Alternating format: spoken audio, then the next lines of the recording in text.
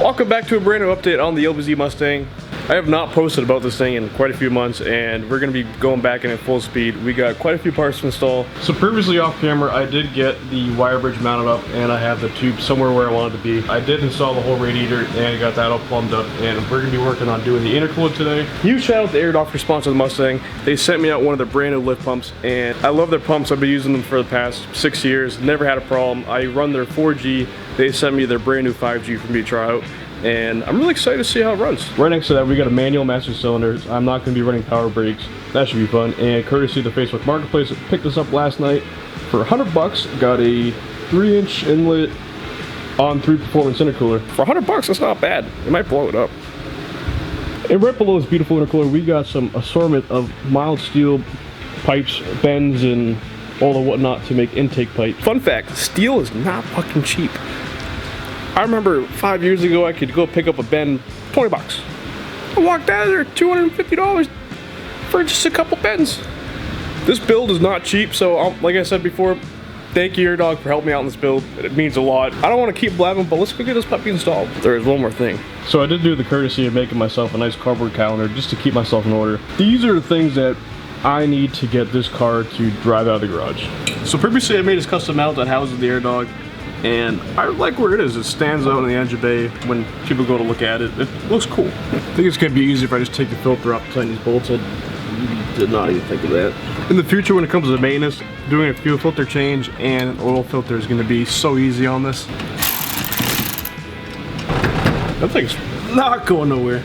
So unfortunately, a few months ago, I made the decision to buy the cheapest AN line on Amazon, and just about every fitting pisses out fuel, so I gotta go back and redo it all.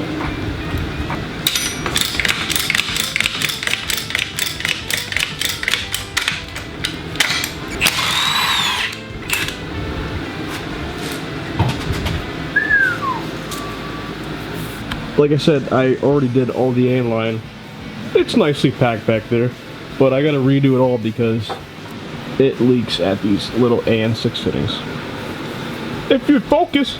So if you notice on this AN6 line, you can see how it doesn't compress into the fitting as well as, say, this line type. Cheaper, more expensive, but still cheap. But works. I don't care what anybody says. Evil Energy from Amazon, never once had a problem with them. Never once. The fittings, the lines, everything. Cheap, get it to your door the next day, and you save a lot of money. But I'll tell you, AN line and fittings, it adds up quick. When you're doing a whole fuel system, you're getting all the fittings and all the unions and so on. It adds up. Because quite frankly, everything's AN, from the fuel system to the breather line I'm going to be doing, the transmission cooler. The most expensive one was the dash, I think that's dash 12 or 16. That, don't even, Whenever I do these AN fittings, I always make sure the edge is clean. There's no like, I mean, this little bit of fraying's fine, but the most important part, in my opinion, that makes everything easier is just getting a little bit of penetrating oil, putting it on the inside of the flare, and makes sticking it on easier. Once it's fully suited, I repeat the same thing on the end of the fitting. Just it helps. It's a little bit of lube don't hurt. See people use fancy AN line wrenches so they don't scratch the paint. Listen, we're not going for that show car finish. We're just trying to go for good enough. Plus those line wrenches are what, 60 bucks? I think my favorite thing in the world is doing these little simple AN fittings. I gotta redo all this mess that you see here because, like I said, shitty line. Bring it up.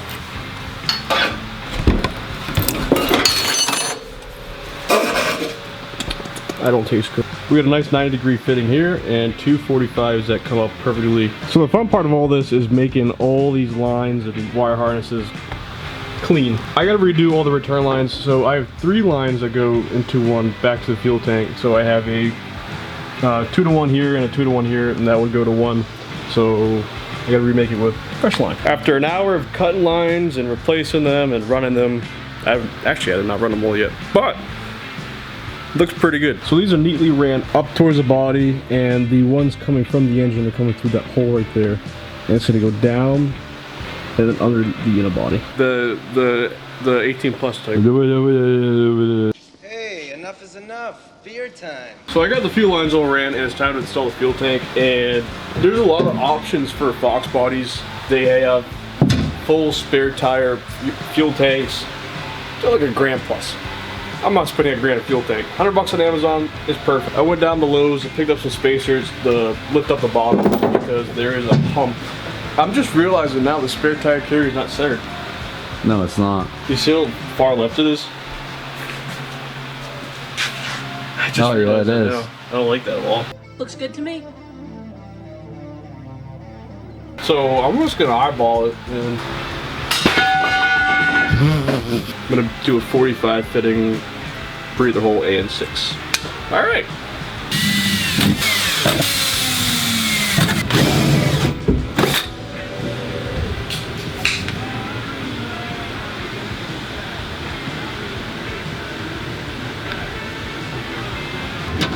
See how did I? I just said, let's see how did I good. How did you good? I said, how did I good? How did you good? Somebody get him some water, please. Gosh, it works pretty damn good. That's not bad. Not bad. It's a few hours later. It's a few hours later and a few beers later, and the fuel tank's fully mounted. All the lines are hooked up, breather hose is hooked up, and I took the battery out of my truck just to see if we can get a nice little cold start out of this. So we're gonna throw some fuel in it, check for leaks, and see if everything I did in the past couple hours and a couple beers is good. Oh, it's blurry. Oh, there it is. Oh, yeah. Oh yeah. So it's 20 degrees out, the doors are open. I want to get one little cold start and make sure everything's okay. No fuel system leaks, everything's fine.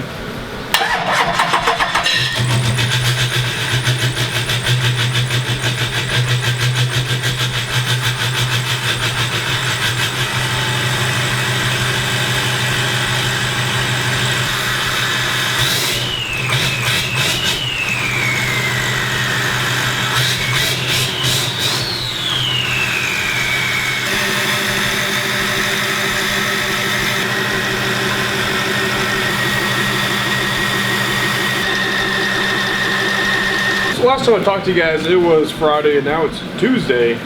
We had a pretty insane weekend. We had the big ass winter storm. We got over 20 inches, and that was fun to clean up. But we're back on the Mustang, and it's time to mount the intercooler, hopefully.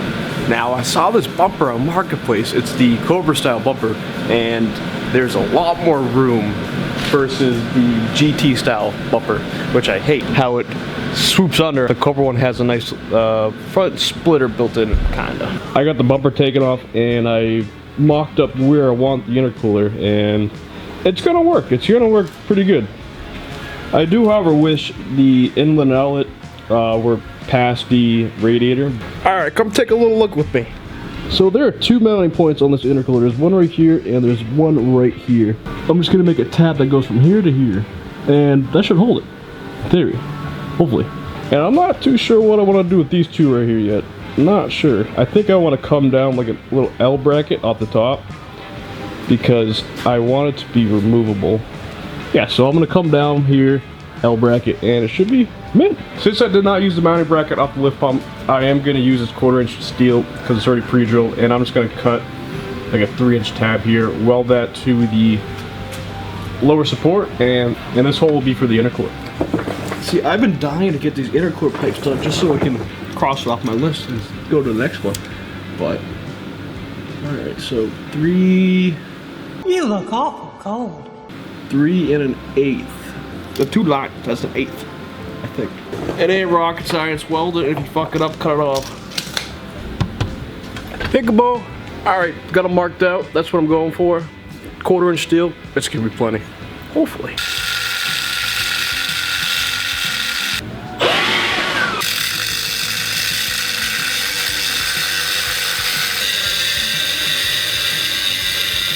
Alright, so we got our 2 little pretty tabs made out, and I'm gonna go ahead and tack them in.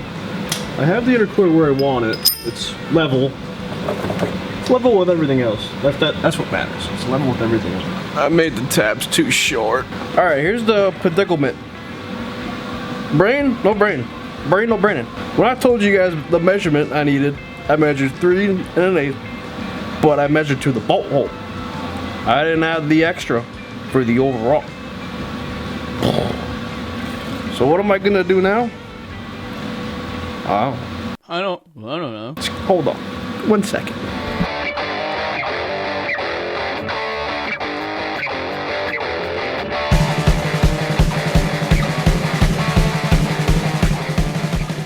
Guess what? You would never believe it. I record something without turning the microphone on again. I did some editing and I got my pieces to length and I got them welded up.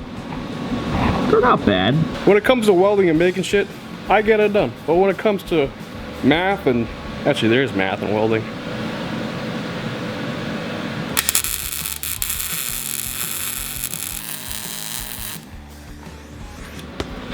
Who gave Helen Keller the welder? Holy shit. There's nothing more that I love than scrounging around the house for pieces of metal that I can use for brackets. On today's episode, a shelf hanger. Not bad, not bad, not bad. Shelf hangers for the win. Alright, this is the next board. Last night I was playing around with some bends and I figured out the cold side. It's just a 45 coming off the intercooler, another 45, and the rest of this Chinese wire bridge that I bought on eBay. I got it right where I want it. I'm gonna tack it up and see how she goes. This side I'm completely in love with. It looks good and it seems symmetrical with everything. Seems perfect. Look how badass this whole engine bay looks. I kind of feel like a fat kid right now.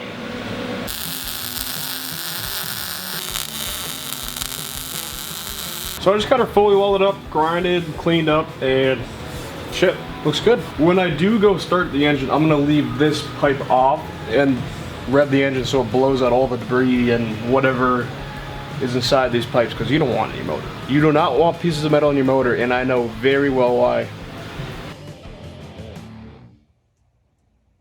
Yep, that's how my engine got rebuilt. On the other pipe, since I don't have a bead roller, I just put a skinny weld, clean it up, and it's gonna hold it in fine. That looks fucking amazing.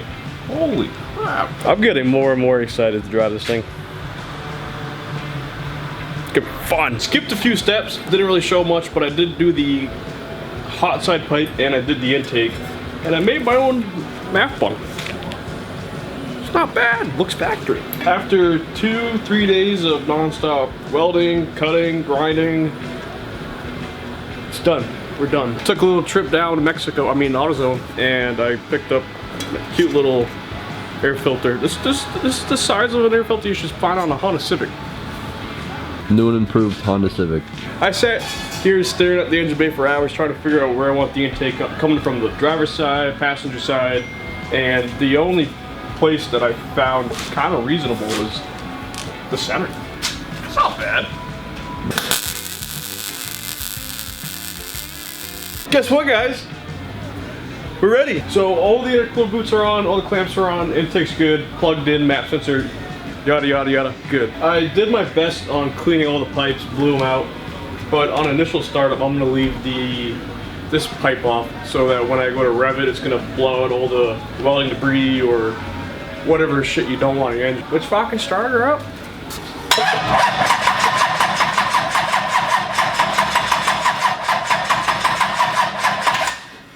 I need jump pack. Oh, I'm not gonna be able to breathe over here.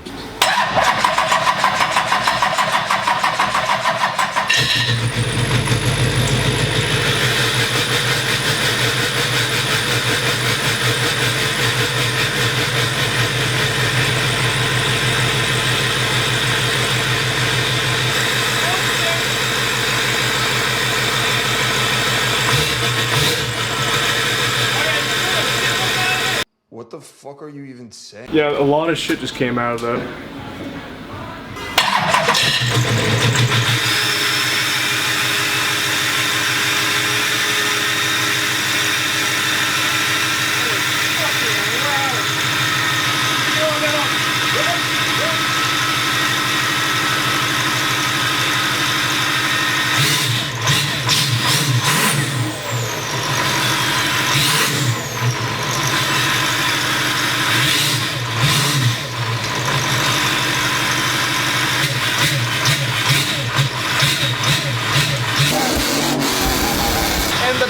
part about this whole thing is The keyword. key. So we've made some great progress this week. The entire air system's done, intake's done. We got all the wiring done, the fuel system done. I forgot we installed the system too. Jesus Christ. Yeah. Cardboard calendar, breaking it back out. Mount intercooler, check. Make intercooler intake pipes, check. And there's still a lot more. Mount brake reservoir, built transmission, brake lines. I need front spindles, get drive shaft made, transmission cooler lines, and a ratchet shifter for the training. If my pockets were deep enough, this would be done in 2 weeks, but give it like 2 months and then, you know, we'll see it ripping down the street. Yeah, great progress so far. Thank you guys for watching. Make sure you like and subscribe, and there'll be more to come.